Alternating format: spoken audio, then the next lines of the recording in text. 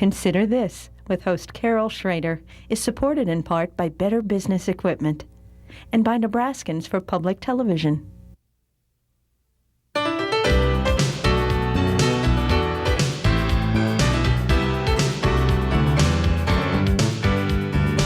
Consider This, a news and information program recorded on the campus of the University of Nebraska at Omaha. From the Fireside Lounge in the Milo Bale Student Center, here is your host, Carol Schrader. Hello and welcome once again to Consider This. I think at this time of the year, whether you're celebrating just winter solstice or whether you're in the spirit of Hanukkah or Christmas, we think about our children a lot. We have special observances that really, the children smiles and cries of happiness make our hearts warm. In this report just issued this past month by the Nebraska Foster Care Review Board, there are some important statistics that affect the happiness and future of children. We're going to talk about those today. Let me introduce my guest first to you. Kaylin Goldner is with the State Foster Care Review Board. She has been for a couple of years, but before that she served and continues to serve on one of Omaha's local foster care review boards. And as I said, this has been many years, over a dozen, and we'll kind of help you understand what all that's about in a minute. But also with us today is Deborah Starr. She's been 8 years with one of the foster care review boards that serves the children of Omaha. Now, this is kind of a complicated issue we're going to talk about today, but just really there are some things that we think you need to know. Let's start first with, we've had a foster care review board, which is still kind of a mystery to people that don't have children placed in or out of their home. Mm-hmm. And it was set up about 15 years ago. And for what purpose? The purpose was to have an independent group looking at the children who are placed in foster care to be sure that they have a permanency plan, which means someone has a plan for their life, that they're receiving services that they're intended to receive, educational, health, psychological maybe, that their parents or caregivers with whom they've been removed are doing the things they should do. Before the Foster Care Review Board was in place, no one even knew how many children were in foster care in this state. So they track all of the children, their placements, and then monthly the boards look at each case of each child to find out what's going on with them. Now we're talking about thousands of children in the last, I believe, about 6 years. The number of children out of home for some reason, a very important reason or need, is about has grown about 20%. And these are children who are very vulnerable, and as you said, for some number of years weren't even tracked. Some of them just got lost in the system. Mm-hmm. And these are kids that are affecting our future as a state, and also, you know, our bottom line. That's right. These are kids that will get lost and will not get helped, are going to be someone's real problem, even if you didn't have a warm spot in your heart, right? Right. That's right. And we're seeing that, I think, now, because we have so many youngsters who are in the adolescent and older adolescent age who are so troubled, have so many serious mental health problems, behavior problems, because they have been in a system, let's say, for a period of years. So one of the benefits of the Foster Care Review Board, it seems to me, is that we have been able to track where children are, keep track of them, and push the system to do something about it. Part of that's been helped with legislation that's been passed, but also because the volunteers who serve on the Foster Care Review Board are looking at these cases monthly to be sure that something's happening. Okay, now there is an overall big Foster Care Review Board. I mean, it is the state one, the one in which you serve. Right. And there's an executive director that runs the operation. There are other people who help prepare the data that the Foster Care Review Boards look Review at. specialists and the employees of the Foster Care Review All Board. kinds of, Right. not to mention all the Health and Human Services people and independent agencies that work with these children. But to get back to the formulation, there's a state Foster Care Review Board. Then there are literally scores. And in Omaha, there are 18 Correct. local boards made up of 5 to 7 volunteers who take their own time, as I know you both do, to look at these files and keep track of these kids. Make sure a court has touched them when necessary. Make sure that a caseworker has seen them, that their guardian ad litem, their attorney, their legal advocate has seen them. But I don't think people, or do you think they're aware that we're talking in the thousands? In terms of the number of children? Yeah. I mean, It's do you pretty think this hard to get a surprised handle people? on that, I think, because that's a lot of children in a state like Nebraska. It'd be a lot of children anywhere.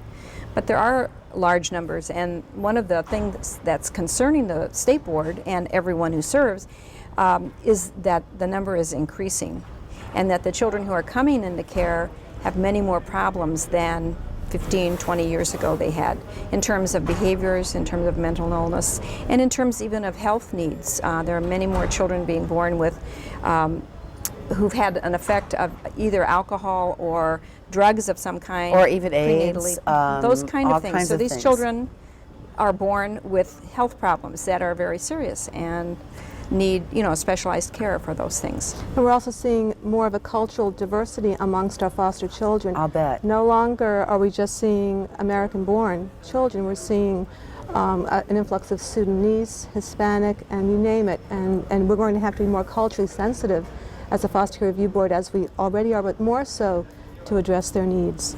Now, just for the record, everyone that's in out-of-home placement, or as we think of as foster care, isn't necessarily in a foster care home. I think we have this vision that there's some home there where all these children, not that they're all in the same home, but there are a number of homes.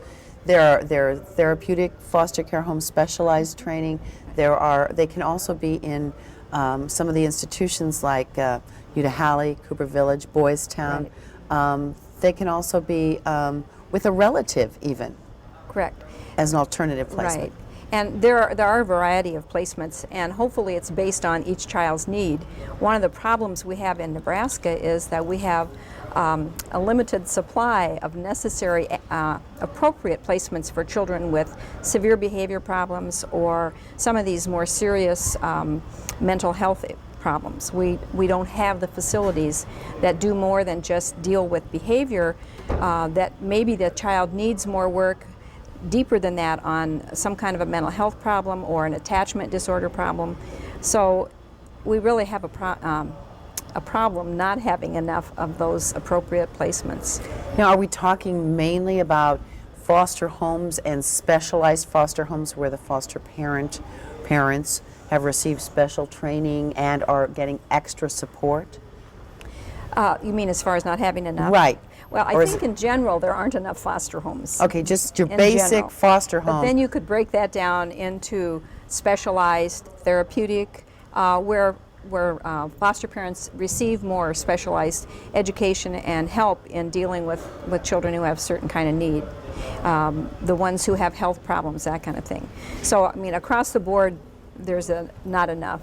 I don't know if you Right, would and we add. don't have enough placements for children who have specialized problems, for example, sexual abuse and offenders, that children who have dual diagnosis, who have a substance abuse problem as well as a mental health problem. We need specialized group homes for those children, maybe who don't need the restrictive environment of a residential facility, but who need group homes with all the specialized services. Well, where are those kids now? I mean, they're not. You didn't leave them out, parked them outside. I imagine. Well, some of them are moving from place to place to place because Okay, and- they are in a placement and it doesn't work. It blows up as they. Right. It was Another an old placement- terminology. Yeah. Disrupts. The placement I know that's disrupts. the more. Right. But from a foster parent's point of view, I can tell you It blows that. I mean, it just Right. blew up. Right. But it disrupts, and so that gets to the heart of another major problem, That's right. not only in our foster care system, but across the country. Is this bouncing around? Well, I think what the experts know, and Deb is involved in this more than I, is that every time a child is moved from one place to the next, they go through trauma, and that affects their total outlook and their prognosis. Or any So- help, the regression, all this Absolutely. kinds of things that. It's a grieving for them to move from one place to another. It represents another loss. They've already maybe been removed from their biological family. They've lost their parents, their brothers and sisters. They've moved to a new home and place that a foreign it's foreign to them as far as And far gee, as that we wouldn't know. make a kid angry or more angry than they might have been before. Right. That's right. That's right. The other thing is we know that what happens early on in an infant's and a young child's development in their brain affects their emotions. And we know there's a direct correlation with abuse, neglect, the ability not to bond, lack of attachment, and these later behaviors. So it's pretty predictable that kids who are moved around and don't attach and don't feel nurtured are going to they're going to blow up in those placements. You know, I was surprised to learn, well, I wasn't surprised that a lot of the teenagers get moved. And I know, having been on the Utah Halley board for years, that, you know, the kids are coming in with more severe problems and in greater numbers. And so, you know, how can you, I mean, normal parents in normal situations, whatever normal is, have those moments and times with teenagers. But what I was surprised to find out was the number of infants and young children who are getting moved. Now, certainly they're not threatening to burn up the house or commit suicide, or so what's the deal there? Well, sometimes it has to do with the foster family who has a problem with, let's say they accept a foster child who's young, an infant, but something happens in their own family that they cannot continue to be a foster parent. Or immediately after birth, the child might go with the birth parent, then that doesn't work after a while. So then they're placed in a foster home, but it's an emergency maybe at that point. So then they place the child, they're looking for another family who could take the child and keep the child for longer. So, you know, even under the best circumstances, an infant could move 2 or 3 times in the first 3 months of their life. And as Deb mentioned, the research now is showing what I'm sure a lot of professionals have known for a long time, and that is that early trauma to children between birth and 2 or 3 years stays with them forever. And so, you know, it's a problem. The lack of foster care or placement places for children has been called critical. Mm-hmm. And we have what appears to be a pretty nice governor in terms of where his heart is for children. He's really helped with publicizing adoption of older and special needs children, and then has helped carry out a bill that was passed a couple of years ago to streamline this process. But our governor is also worried about money. That's right. And it would take a lot of money to do this and some of the other things that foster care review people feel are important to children. You've got recruitment, you've got retraining, you've got prevention dollars that are needed, maybe more coordination systems. We know that the Health and Human Service system, computer system, is poor at best on most days. I mean, this is so complex. Where do you start, assuming you get a little money? Well, that's a very good question, and I'm not sure I know the answer, but I think that having enough foster homes for children is one thing, and some of the money that the Foster Care Review Board is going to be asking for, much less than it would take to build buildings and create brick and mortar that kind of thing, and programs in the state, are to recruit and train more foster families who are trained to deal with really difficult children and who are willing to do that. So that would be part of it. But the other thing is prevention. And I know they're looking at, and the legislature has been studying some things that talk about early intervention into into families when babies are born, to try to find out, are there problems, are they at risk, what are some of the things that they need. I don't know if you're...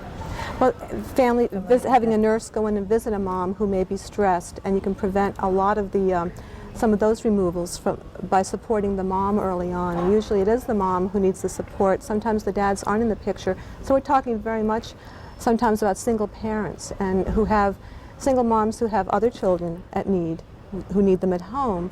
And it's the prevention and it's the support early on. But you know that in this state, and I think most states, there is an overwhelming feeling, because I don't know for a fact, but I hear it on the talk shows and things. You know, they get upset when someone gets in trouble for corporal punishment for the children. That you should be able, we don't need any more interference in how we handle our children and our families. And when you start to talk about following children home that are maybe at high risk or higher risk to have some problems, I mean, everything might turn out fine, but you're still talking about what sort of hits Midwesterners as a basic invasive mentality. The point of it, however, would be to offer help to a family, not to go in and take the children, but to try, if you had an opportunity to visit with a new baby, to have a nurse go in to teach the parent, because many times we're talking about people who didn't grow up with any experience with children and they're very young themselves, to mentor them, let's say, but to try to identify, okay, there doesn't seem to be enough food here, not to punish the family, but to try to figure out how can we support this family so they can make it. Because sometimes... Now, do you not know how to access benefits and that services? are available. Right, it's Right. home management, it's skills that they need to support their family, and it's also respecting how that parent wants to parent and helping them to become better parents. It's not so much preaching what we want them to do, but helping them to become the best parent possible. There's a program in Vermont which is called Success by Six, and that's one of the things that I know the Foster Care Review Board has looked at, and there are several other states who have done some of this early intervention kind of thing. It's not something that you see results of tomorrow or maybe 5 years, because... Oh, but we like to see I know. results. That's another Midwest value. That's right. We want to find out if it's going to work. And there is an investment financially, but as far as I'm concerned, if we don't start trying to prevent some of this, what we're seeing now is the result of we haven't prevented some. And when we know what kids need, if we can provide that to families so that their children get what they need, possibly we won't have quite so many problems down the road as they age and get to the age of being out on their own. And if this doesn't tug at your heart or at least you could say pay now or pay later. If you're only dealing with people's bottom line mentality. Because these are the children that will, I mean, I'm not going to put a label on them, but so many of these children who've had these many placements have a lot of anger, never learned coping skills, never, their parents didn't know how to parent. And it's a sad commentary, but I mean, I'm not a perfect parent, and I had a decent, at least parent role model. Right. But I think that would be tough. I think it's very difficult, especially when you have, young people having families and they didn't have a family to role model from. So, I agree with you. They need parents, and some of the parents who come into our Foster Care Review Board meetings as participants tell us stories that they had to choose between going to work or taking the children to school, or they can't seem to differentiate between that I need to go to work. I need to also take the children to school. I didn't have food at home, so they didn't eat. Their problem-solving skills are not Yeah, they might have a preschool, a before-school thing. They might have breakfast available for the children. And I left my children alone because I had to go to work, so the state took my children away because I neglected them and they were living here alone. They don't seem to connect that they can do more than one thing or ask for help. And they can't, it's the problem solving. That's why we were talking earlier that these mothers often need mothers of their own just to help them with these basic skills that we all take for granted. I would like to say, I know Deb and I have talked about this, and not being a professional in the field, but you see these problems. One of the things that people can do is to serve on a foster care review board. It takes one meeting a month, and one of the advantages of the foster care review board is the diversity of people on the board, because there are teachers and professionals. You folks are nurses. I'm a nurse. Deb is a nurse, but she works in a psychiatric area, I believe. Psych mental health. Yeah, but we have attorneys, we have educators on our board, so that we're looking at these cases from a lot of perspectives, and it's something that I feel like makes a difference, where anything else I did probably wouldn't. Well, so I would encourage people to, if they're interested at all, to contact the local foster care review board, and there's training available. As I say, the meeting is once a month. It's I think it's a very important thing, and so if people are interested in helping at all, that would be a way to do it. It's a way to make a difference to a lot of children and to a lot of families statewide. I can only help so many children in my professional life, but we can touch a lot of children, help direct policy. We can legislate, lobby our legislators, and make a real difference as being volunteers for the Foster Care Review Board. One of the things over the years, as being involved in the foster care system myself, having foster children in my home, having adopted a special needs child that had been in foster care, I've seen situations where I get very frustrated because I say their parents shouldn't have them. They shouldn't keep getting chances to go back. And the poor child who loves their parent, even though they might be angry or all kinds of other issues, gets yo-yoed emotionally and everything. But then, as a reporter, I've received literally hundreds of phone calls in 25 years of people whose children were taken away. And some of these were people I knew.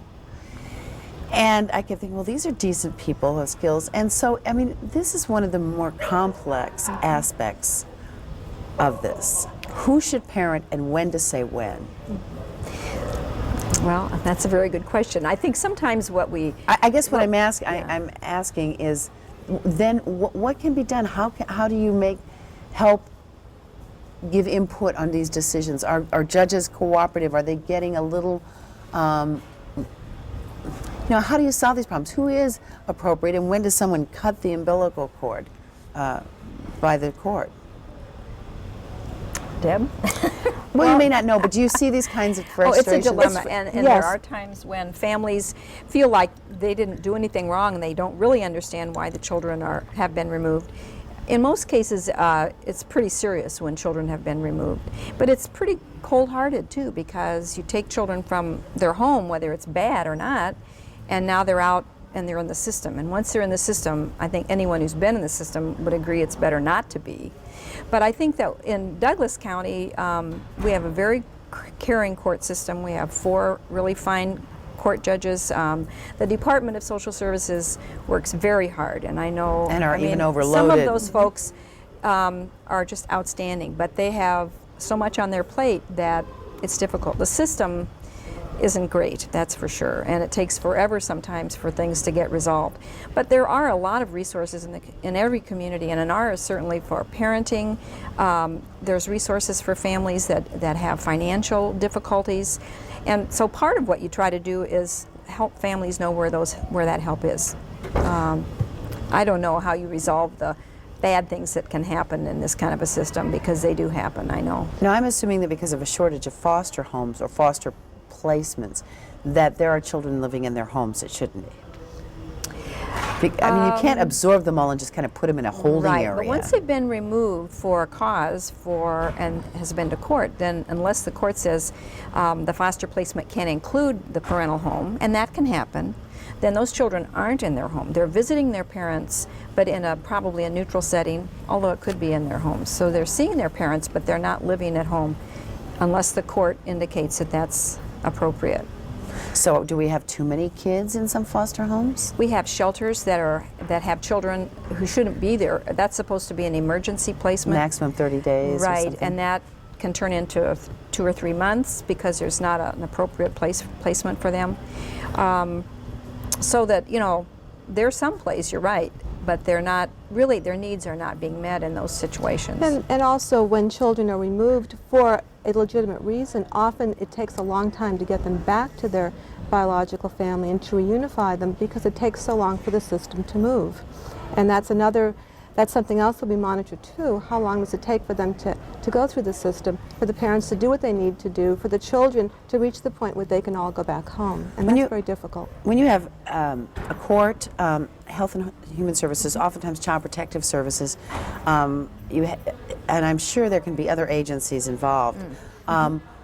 Does this make your job hard, or do you get satisfaction in knowing if we weren't there to sort through these different agencies, then these kids would really be in more trouble? I mean, well, I think that's a very good point, because any family who's in out-of-home placement has 5 or 10 people adults Yeah, because those involved. adults in the There are family may therapists, have there are visitation agencies they're specialists. dealing with. The parents have their people, the children have theirs. There's the guardian ad litem and the lawyers and all of those people. I think that the Foster Care Review Board, by looking at these cases, actually we meet monthly, but we look at cases every 6 months. It helps pull it together, and the reports then go to the court and to the legal parties, which would be the attorneys for the parents and the guardian ad litem. Any legal person in the case gets a report which involves our recommendations, having looked at a series of questions about what's going on. Does the court pay attention to your recommendations? I mean, I'm not saying they follow them.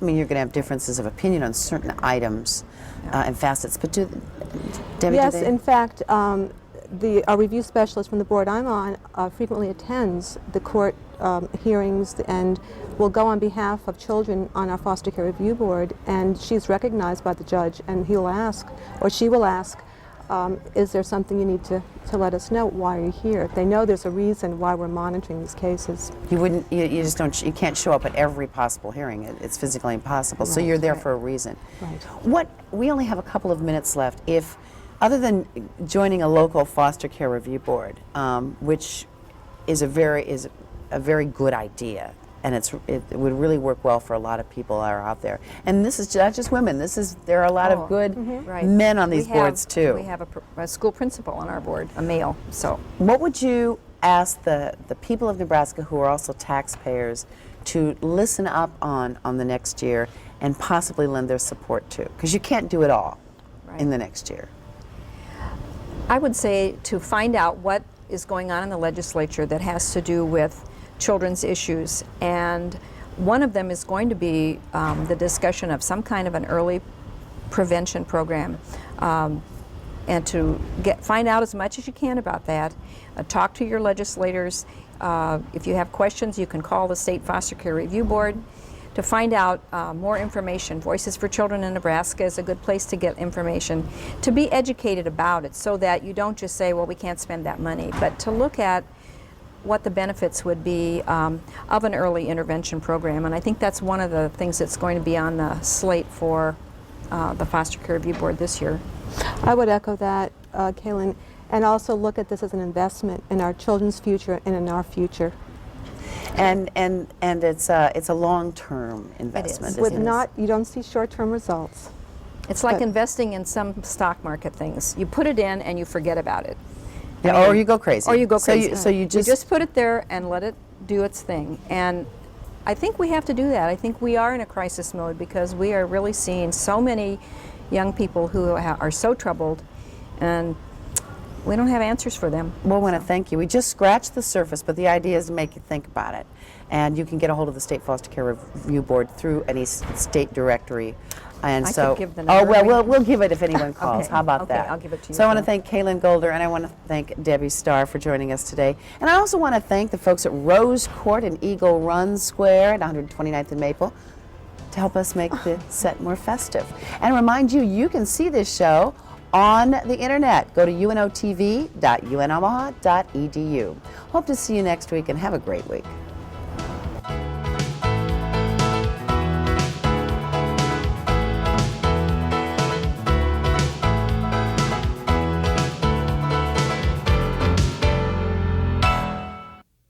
Consider This with host Carol Schrader is supported in part by Better Business Equipment and by Nebraskans for Public Television.